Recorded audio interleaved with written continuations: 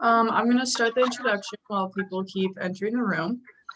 So hi, everyone. Thank you for coming. My name is Grace Collars, and I'm an AmeriCorps member at Conservation Nebraska. I'll be your host for the event. My fellow AmeriCorps members, Ryan and Eric, and then one other, Caitlin, who can't make it tonight, they put this event together for us. So I would like to start off reminding everyone your camera is turned off and you're automatically muted. If you have any questions throughout the presentation, you can drop them in the chat or the QA function. And then there will be a poll sent out at the end for your feedback. And while and that's pretty much it on the technology side. So if you need me, let me know, but I'll let our stuff for tonight. All right. Thank you, Grace. My name is Eric Davis. I'm an AmeriCorps member with Conservation Nebraska's Common Ground program as well. And we're bringing you Composting 101, just kind of a generalizing of how to and compost in your backyard. I am from Kearney. I live in Kearney, Nebraska, and Ryan Ingalls here to help me. I'll let him introduce himself. Hello, my name is Ryan Ingle. I farm south of Fremont, Nebraska, and I'm very excited to explain a few things about composting to you guys and ways you guys can do it in your own backyard or your own situation. So I'll let Eric take over for the first part, and then I'll continue where you leaves off. All right. Well, let's begin here. Desktop here.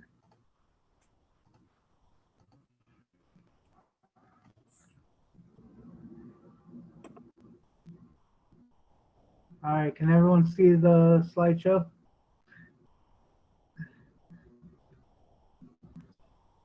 All right, so this is Composting 101. And first we're going to start out with a video here.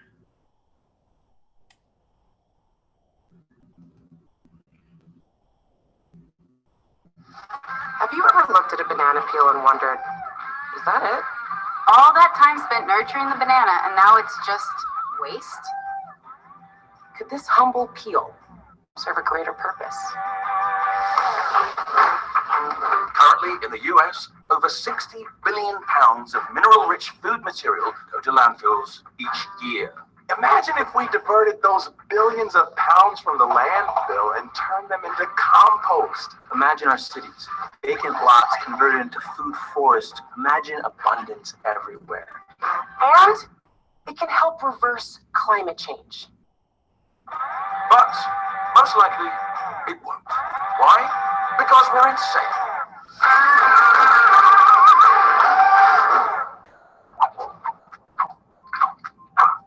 We define waste as anything unused, unproductive, or not properly utilized. But waste is a human invention. We're the only creatures on Earth who don't live a zero waste existence. Yep. Thanks to trillions of microbes that are in and around everything, including us. Anything that lives gets repurposed and contributes to the growth of new life. Some 500 million years ago, these microbes brought plants onto the land. The microbes provided minerals and water in exchange for carbon sugars produced by the plants through photosynthesis. This resulted in a terrestrial explosion of life. More life meant more excretions and deaths, which meant more food and nutrients for decomposers, and all soil life, known as the soil food web. This increased the abundance and biodiversity of ecosystems and turned barren land into fertile soil. Today, composting mimics this natural upcycling process, transforming combinations of organic material into life-filled, nutrient-available organic matter. Compost isn't just mulch, manure, or food waste on its own, nor does it stink. Compost has the aroma of the forest floor after a rain. It also has superpowers. Compost can enhance food nutrition, increase crop yield, and strengthen plants' immune systems, all while increasing the soil's water holding capacity. And Compost stimulates plant growth by bringing in microbial life, nutrients, and water-retaining humus to depleted soils. More plant growth takes even more carbon out of the atmosphere. Microbes feed plants. Plants feed microbes, and the self-regenerating soil carbon pump cycles on, building soil. Compost is a regenerative substance. It isn't just fertilizer. It's an essential microbial source, a probiotic for the land beneath our feet. Now, while we've made some great progress recycling paper and even composting yard trimmings, currently in the US, over 50% of trash going to landfills is food scraps, paper, yard trimmings, and wood, all compostable materials. We are throwing away the very building blocks of life. Only 5% of our food scraps get composted. 5%. That means over 60 billion pounds of mineral-rich food material, much still fully edible. The weight of 4.5 great Egyptian pyramids go to landfills each year, and there it rots, creating methane gas, greenhouse gas up to 86 times more potent than CO2. And it's not just food. Grass, leaves, and clippings, all designed by nature to fall back to the ground and increase fertility, are shipped miles to landfill. Now that's insane. Some city governments are finally stepping up by providing green bins to make composting more available, but too often they're misused. Toxic material, trash, is being mixed with the stuff we grow our food in. Just stop it! Don't put toxins or non-organics in that bin, please! Our current agriculture system robs our soils of carbon and biology, replacing them with chemicals, leading to more degeneration and desertification. We've broken the regenerative loop of life. It's crazy. Without soil, life on land as we know it is impossible. And soil without life, it's just dust. If the soil is being stripped of its life-giving qualities, what can help save our future? Properly made compost. The soil would be spongy again, retaining water and restoring our underground water supplies. Fertile farms producing tastier and more nutritious food and no longer covered in toxic chemicals. Imagine a farm to table to compost to farm system. This is the regenerative system our future depends on. And doing it at home is easier than you think. You can't at home? Use your green bin. If you for some reason don't have a green bin, request one from your city.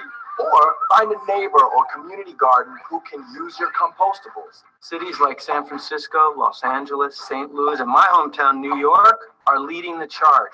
Thank you. Countries from Haiti to Australia are using compost to address food security and desertification. Schools, hospitals, and restaurants are waking up to composting their food scraps. Scientists and compost manufacturers are improving methods, making our superhero even more powerful. Yes, life isn't over for the humble peel. Along with other organic material, it can help restore fertility to our soil, regenerate our food systems, clean our water, and it can help reverse climate change. Really? Okay, so what can you do? Do all you can to support composting. If we're to keep the planet habitable, human beings must participate in regeneration. Each of us can play a role to help regenerate our planet simply by composting. The cycle of this can make or break us. You choose.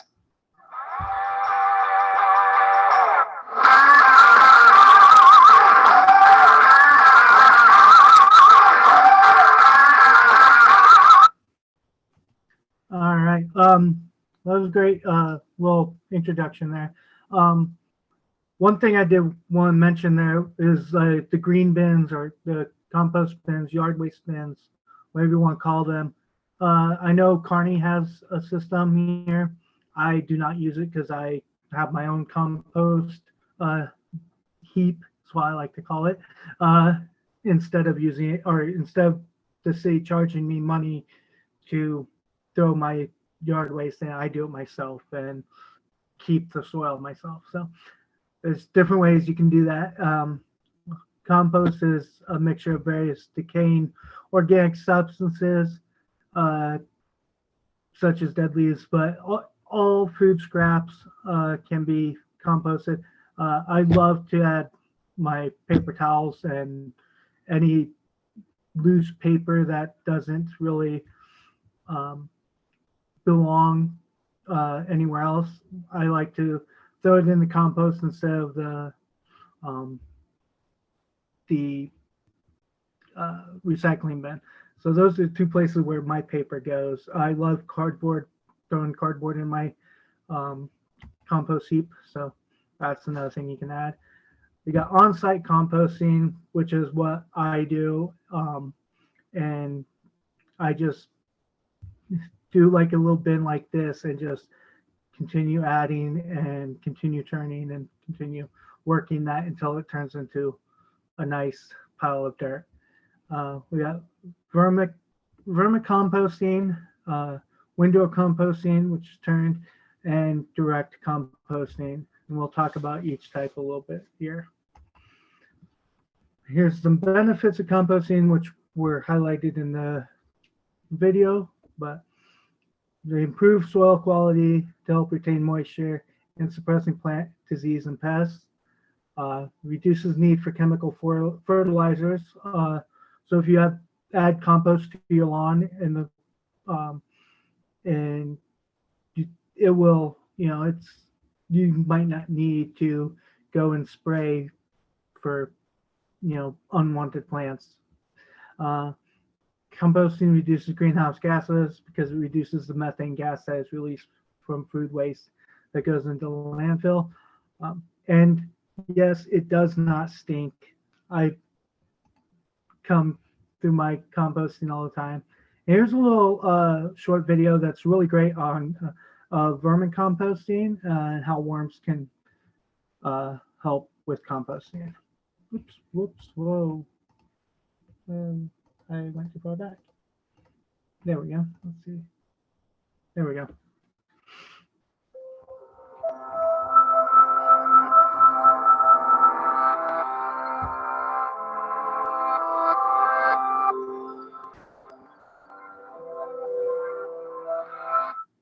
Think of all the food made in the world each year.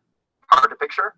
Then imagine that you are all of humanity, and on a plate in front of you is the one lovely annual meal you make for yourself.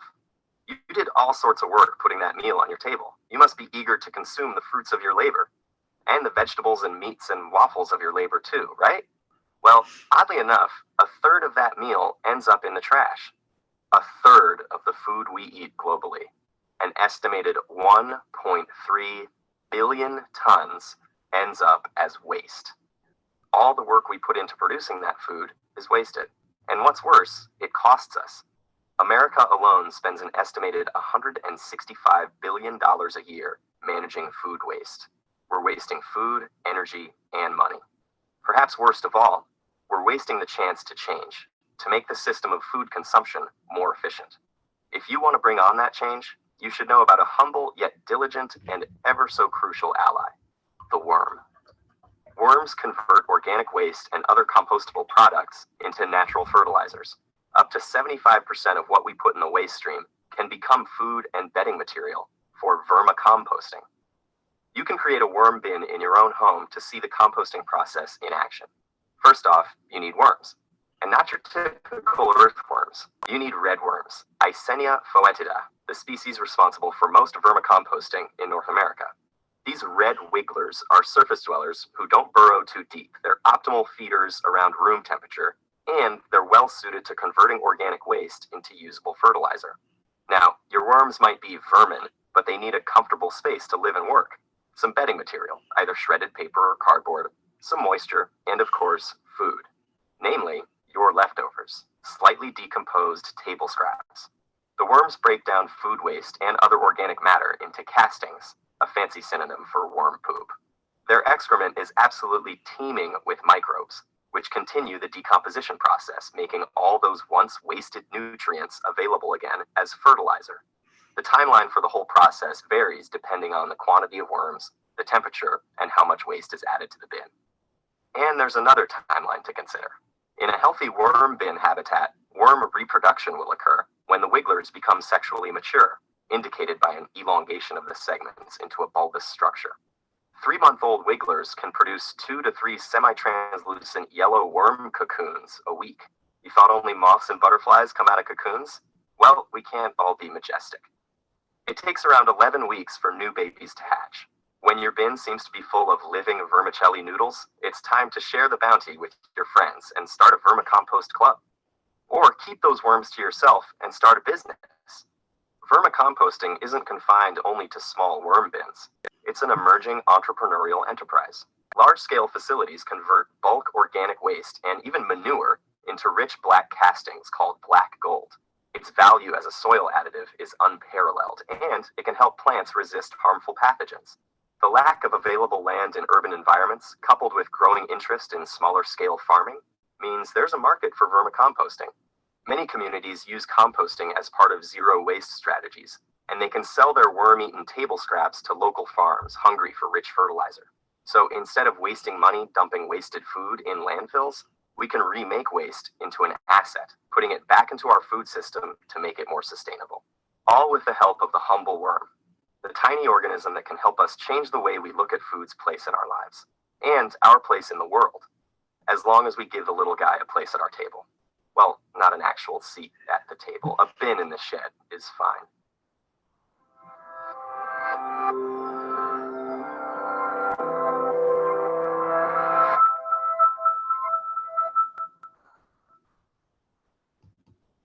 All right, that was a great little story about vermicomposting and how it works. When you're starting composting, you might look at these first few videos and be like, it's overwhelming, it's hard to do. But then you can cater composting to what works for you. And so you pick the size of what you can do. If you plan on really wanting to get right into it, these worm factories will get you started really quickly, and they come with the worms and everything you need to start.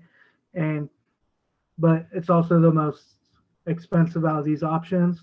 You can get just under the counter little thing, or on the counter compost bin like these shown here. And that's what I have. I have something like this that goes in the kitchen, and I throw all my scraps in there in a bag like that. That's also compostable. And that's where my journey starts when I do it.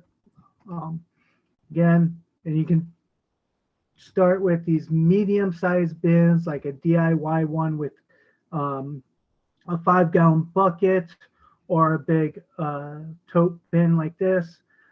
Or you can set aside of your area of your land or wherever, set a little side, maybe fence it up and just dump your stuff in the same spot and turn it. You can use these other compost bins. Here's a DIY one with a big trash bin, and then these types of bins, these geo bins and things like that. These are medium size, and they're going to do what there are a lot of work. You can gonna have to take off the lids for these, and constantly keep them moist and keep them turned and things like that. So a lot of people don't like these items. That's why I just decided to open air composting. And then, one thing to add to that too, those sorry, animals are barking. The worm factory things are kind of cool because at the bottom of them, like, it collects all the fluids from the worms, and then you basically just have like the best fertilizer you could ask for. Like, you just turn a little spigot and it comes out the bottom after you've been doing it a while. And it's kind of a cool, if you have kids and stuff too, it's kind of a fun little project for them to be involved with also. So. And here's some large scale compost bins. This is like double size of the other one on the other page. And then these tumbler ones, these are great because it makes it easy to move them. You just kind of rotate it with the little arm that they have, and it makes it a little easier for people who may have, some mobility issues. This is something that might be easier for them to work on because, they can't get out there and physically turn the compost like that you would need to do with all the other ones, or especially like with the DIY bucket ones and trash bin ones. You really have to go in there with a pitchfork and turn it, or hoe or something. And these do that for you. It's a lot easier. You just, rotate it, and it works really well for that type of thing. And they do take up a lot of space, however, but I would recommend this to anybody who's, a little older, and doesn't want to do some back-breaking work that, these other ones might have you do a little bit more. So you basically do what's right for you. Like I said, I collect my kitchen scraps in one of those smaller containers with the bag. Then I take those out and put them in my open bin. I don't have it enclosed yet. I will probably put a fence around it this year, but I have a large area. I'd say it's probably like a 3x5 area that I dedicated to my composting area in my yard, and all my kitchen scraps go out there. The yard scraps, I put my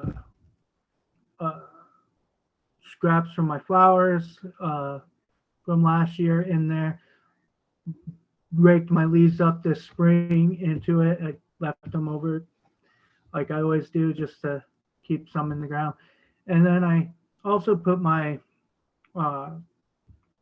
the clippings from my rose bushes also go in the compost, and they are at the bottom, and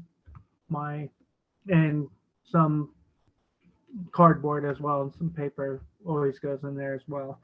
So we want a large mix. So if you don't have an outdoor space, a worm bin is great because you can put that on like a patio or something where you don't have a lot of space. So that's great. Again, the bigger the space you have, the easier it is to compost because you can have bigger and multiple bins. So I do kitchen scraps and some yard waste. I just have an open composting area pile. That's what I do. I don't have the yard or acreage space, but I have yard space, and that's why I do the middle one here. And then, so it depends on where you're at. A lot of the city people, these bins and the compost tumblers are probably the best for you. I live in a city, but I have enough yard that I could get away with doing what I do. And the city of Kearney does have a bin pickup, but again, I don't use that, so I can create my own compost. And you want a good mix of browns and greens. You do want to get a nice air flow into it. You want to tumble it, or and mix it quite often. But yeah, we want lots of greens, which is your food scraps, and seaweed, and whatever else you have, bedding and weeds. And I threw all my, we had a bunch of mint growing in our flower bed. I pulled as much as I could and threw that in there, and the mint's not growing in the compost, which is amazing. But yeah, old flowers and everything. Grass clippings. I do add grass clippings to mine every twice a year. I bag up my grass twice a year just to add to my compost. Your browns are any type of shells, or any type of old garden clippings, some straw, some leaves, shredded paper and paper towels, all that good stuff. Even some natural fiber clothing can be composted. So like if you have 100% cotton shirt that's all ripped up and whatnot, just rip it up some more and throw it in your compost, and it will also, same with wool. So those things a lot of people don't think about when composting, but yeah, that's something to add to your composting. Things that you are told not to, but I kind of disagree with. Walnuts, the whole shells do not add because they will, but I think sawdust is not that bad of a thing to add to compost. I've never added, me personally, but I know other people who have and been fine. Anything soiled with any type of fluid, definitely, like if you put shirts and things or paper towels and things, make sure they're not soiled with any type of thing, because you don't want that in your compost, especially like paint or oils or anything like that. You definitely don't want in your thing, and definitely no kitty litter. Clay is bad. And I don't add your dog waste or anything, because that could alter it and make it not well. But so those are things that they say do not add. Definitely the soiled ones, I would say, is number one, and kitty litter, they don't work. Coated paper and printed paper, I kind of disagree with this one, because I've added, big paper, cardboard that's printed, and it still breaks down. So it just takes a little longer. So water your pile regularly. So this is where the work comes in to do this. Watering it is very important. You don't want it to get too dry. It just loses its and gets dusty, and there's a fire danger when it gets too dry. So, and ants. So we definitely, and it goes a lot slower. So you want to keep it moist, but you don't want too moist, because you don't want to get smelling. If it smells bad, then it's too wet, and you need to add some of those brown dry ingredients to it. That's number one that I learned. I've never had it smell. I've had mine too dry, but I've never had it too wet. So personally, that's something I've worried about, especially this winter. It got really dry because we didn't have a lot of moisture, and I rely somewhat on their typical moisture to help keep it wet. But yeah, it's important. If it gets too dry, you want to add a lot of water to it. But if it gets smelling, then definitely add some dry browns, and it should soak up that wet.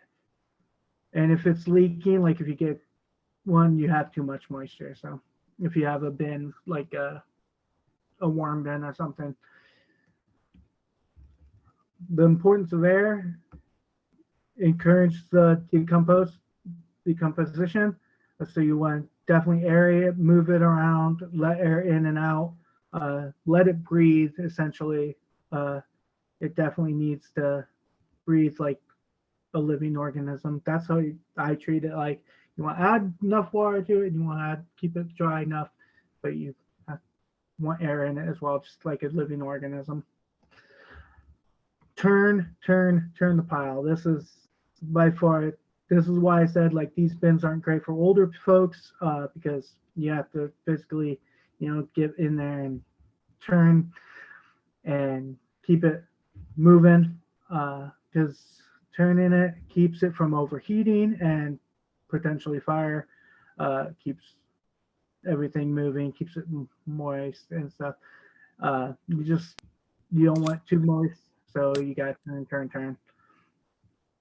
Another benefit of if you have if you're able to have bigger compost areas and you can have like some people have like 3 separate ones.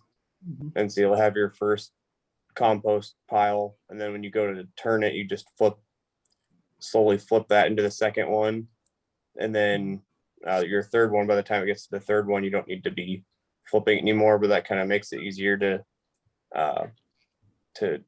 get air to it by flipping it from one bin to the other.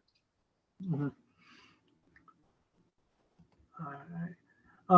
How to use your compost, mulch, put it into your indoor outdoor garden or your plants. You got the compost tea that Ryan's talking about, and lawn top dressing. You just throw it on top of your lawn, spread out, and like I said before. But what I do mostly is I created my compost to add soil to spots in my yard that had indentions and were deep and not level. So that's why I've been putting mine in those spots. And it's amazing because there's some dead spots in those areas, and I can tell the difference between my compost and the regular dirt, not just because it's a little looser, but it's darker in color. So it's very obvious to see that was the compost. Some frequently asked questions. Can I compost in the winter? Oh, I can get this part. Okay. So like you said, some frequently asked questions people often have. One of them being, can I compost in the winter? You can definitely collect your scraps, but if there's not any heat, the composting process isn't gonna start up very easily. But so like some people will maybe have a compost operation in their backyard during the rest of the year, and in the winter time sometimes we'll send their compost to the city's composting, or you can just like keep collecting it, and then when it gets warm enough out, the process will start breaking it down again. So that's one option there. And then will it smell bad? If it's in your house, it definitely will, unless you have a sealed container. And then for outside, as long as you're putting other like brown material over the top of it, I think that kind of helps suppress some of the odor that might come from it. If it's just all food scraps all the time, then you're probably going to have a little more of a smelling problem. And then will pests be a problem? That's where on the slide that talked about what not to put in there, one of the things were like meat products that you throw away. You don't want to throw in there because that'll attract rodents and other pests. And I actually had the problem not related to putting meat into my compost, but I had tried making a compost area in my garden. I live out in the country, so I'm lucky and can kind of make stuff as big as I want. But I tried making one out of our like old like tires and making a tower out of it, and it worked well until I didn't take into account that stuff could just burrow underneath the tire in the ground. And I went to look at it one time, and there was like mice living in it that had just dug up from underneath, and so I had to scrap that and do something else. So like if you're someone not putting bad things into the compost, and also if you have an outdoor one that's not elevated, sometimes if you're making a boxed in compost area, digging your fence down like 6 inches or so into the soil to prevent stuff from digging its way up into there. And then should I shred or grind my organic materials? You don't need to, but the smaller the pieces are, the faster it'll break down. So you can put it in there like egg cartons. You can put the whole thing in there, but it works a lot better if you shred it up a little before putting it in. It just speeds up the process more. And then when you'll know the compost is finished when it has a darker look to it, and it's more crumbly, and you won't see any of the remnants of the food that you had in there. And it'll have a really like rich, good earthy smell to it. On the should I shred things, I say if it's larger than 6 inches, you should break it down. Mhm. And I like to have things smaller than 6 inches. So egg cartons, I take those apart. Larger pieces of cardboard, I try to take apart to make about 6 inches. Don't like it bigger. I've not added any cotton or wool to mine, but if you did, like if you just put the whole ripped t-shirt in there, it's going to take a long time to break down. If you cut up that t-shirt into, strips or shreds, it'll definitely break down faster. So yes, it probably should if it's larger than 6 to 12 inches. Mm-hmm. And on the next slide, if you can click that, pretty self-explanatory. Do not be afraid to fail. If you screw up, it's not a huge deal. It's not like you can't it's really easy to restart and start over again. So you don't really lose anything from trial and error. So we'll watch this next video here on how composting can help with your soil. What if one of the biggest contributors to climate change could be turned into one of the most powerful solutions? This man was just trying to get rid of the weeds on his ranch when he stumbled upon a way to remove CO2 from the atmosphere. In 1998, John Wick and his wife moved from San Francisco to a ranch in Northern California. But right away, there were problems. Cows from a neighboring ranch were roaming freely and destroying his land. So the first order of business was to get rid of the cows. Once we got rid of the cows, we thought we were done and that things would become easy for us. It didn't work out that way. Once the cows were gone, the ground dried out and weeds invaded the land.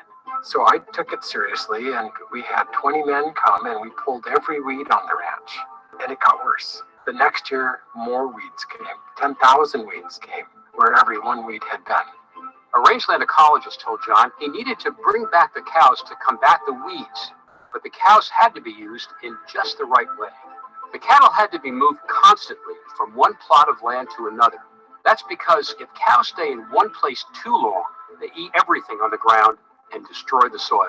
So the first year, we brought in 250 cows and we moved them across the ranch, just the right amount for them and for the grass, and it worked. By the next summer, the land had completely repaired itself. The grass had deep roots and the soil was holding a ton of water. That's when the ecologist had a light bulb moment. What if the land was doing even more? What if all that healthy grass was helping to solve climate change by sucking CO2 out of the air and storing it safely underground? If it was, it would be a major climate breakthrough. John brought in more scientists to conduct soil tests on dozens of ranches in the area to find out. And we found something that was very exciting. It was exciting even to the scientists. We found that where they had sprayed cow manure on top of the grass, those ranches actually had more carbon in the soil. Nobody expected that to happen. Dairy farms were storing the most carbon in the soil. Those farms had been sprayed with large amounts of manure, but that manure had a big downside. Manure produces some of the most powerful greenhouse gases on Earth. So John wanted to find something that was as effective as manure, but wouldn't heat the planet. So we decided to try putting compost on top of the ground to see if we could see the same thing happen. A few months later, John checked to see if it had worked. Where we had put compost, we had a significant amount of grass. It was 50% more grass, and it was beautiful. More importantly, the soil was storing vast amounts of carbon. And over the next few years, John's one application of compost caused the land to store more and more carbon. In fact, it turned out that just one dusting of compost would increase that storage for decades to come.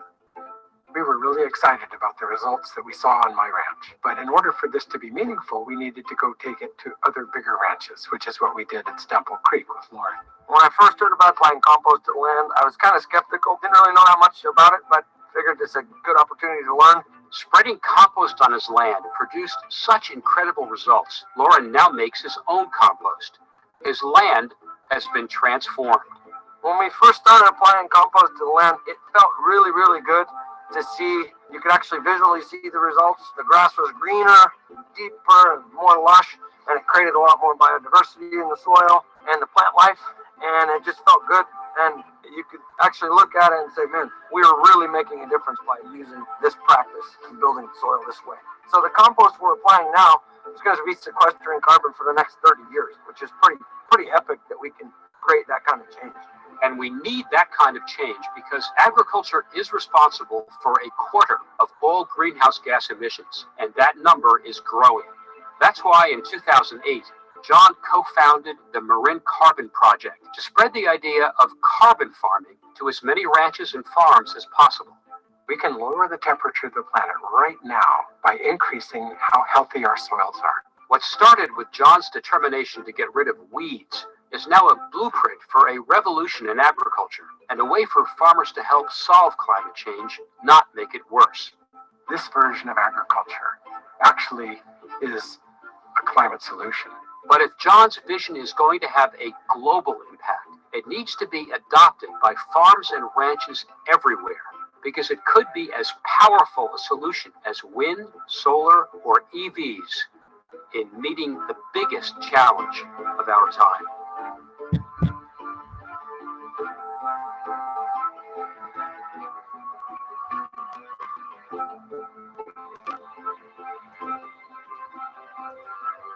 Okay. Let's see if we can.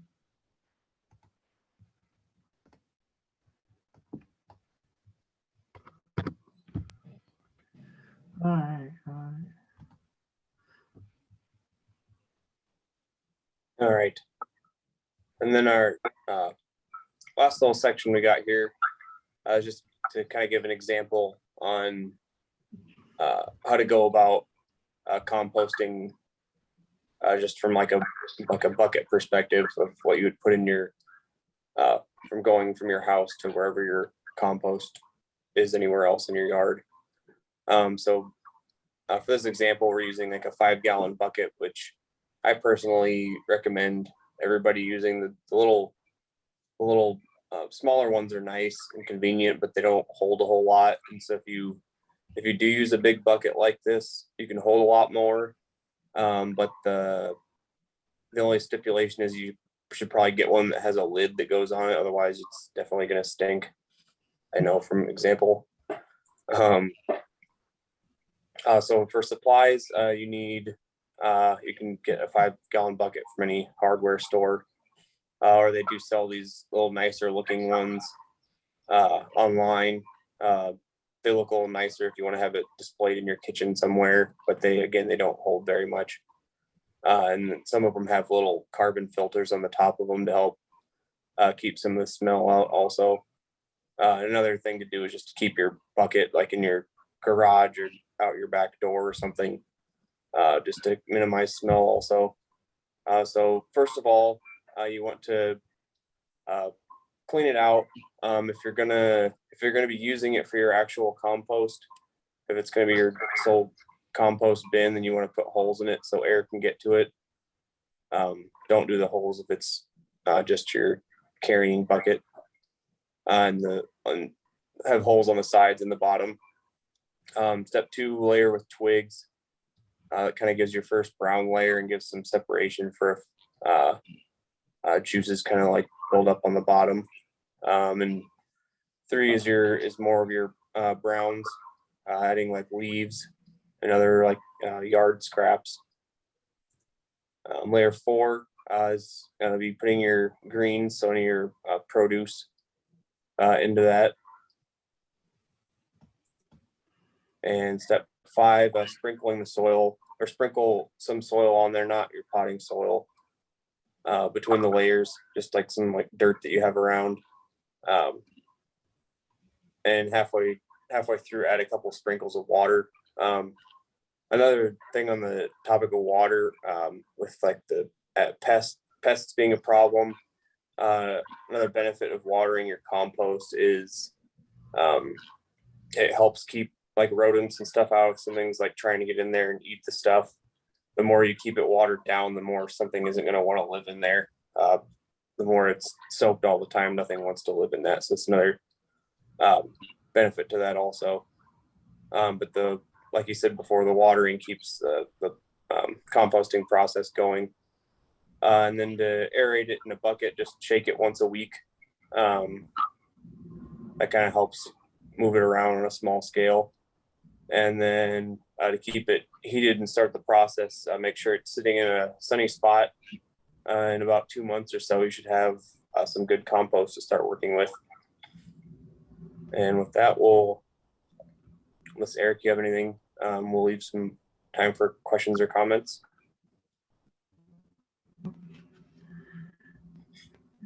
And so while if you guys have any questions, please use the QA function or chat. And I'm going to release the feedback survey just as questions.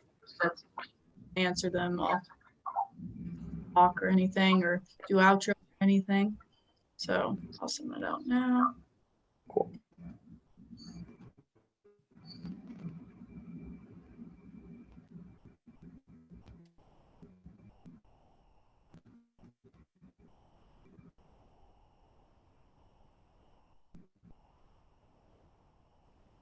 Presentation was very interesting. I liked learning about composting because Yeah. I live in an apartment, so I know it's a little more difficult. Yeah. Yeah. But I liked that image you had with the under the sink with the basket under that. Is that the type thing? Yeah. And then they like Eric said, the little bag, you can buy composting bags. So if you have and I think they do it with apartments also, depending what city it is, but then you just take the bag out like you would trash and put it in a compost bin. Mm-hmm. And then people can, I know in Fremont, if you're in the composting program, then at a certain time in the spring, you can go get a certain amount of compost from their pile. Yeah, that's another thing. In Kearney, they do collect compost and yard scraps and turn it into compost at the landfill separately from the landfill. And you can go and get compost for free from the city of Kearney. It does cost to have the bins in the city of Kearney for the yard waste and compost. That is a service you have to pay for here in Kearney. However, the recycling is free, so you get both benefits there. So yeah. I want to thank everyone for coming, and hopefully you learned something.